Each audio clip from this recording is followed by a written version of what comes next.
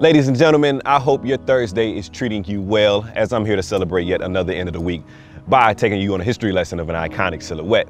Now, with the Air Jordan 1 Chicago hitting retailers this weekend, it seems fitting that we provide some context to the first Air Jordan silhouette. So without further ado, venture with your man Pierce Simpson as we kick off yet another episode of Nice Kicks Throwback Thursday.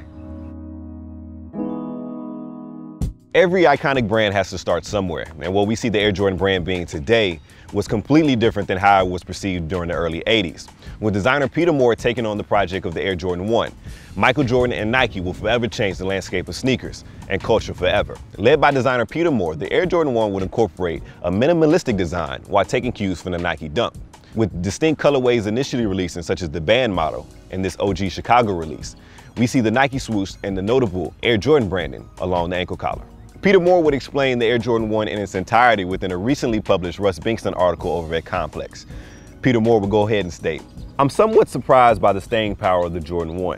It seems every new generation of kids has to try it, almost as if they discovered it." He would later go on to add, "The whole idea of the shoes was to bring color into basketball, and Jordan, as it turned out, was the most colorful performer in the game."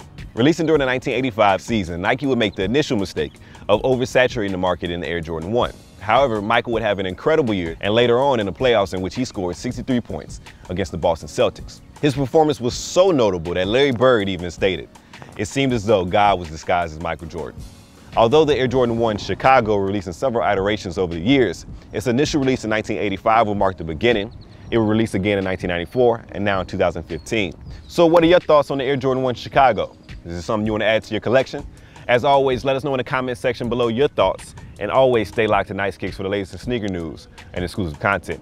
Until we meet again next Thursday, it's your man Pierce signing out for another edition of Nice Kicks Throwback Thursday.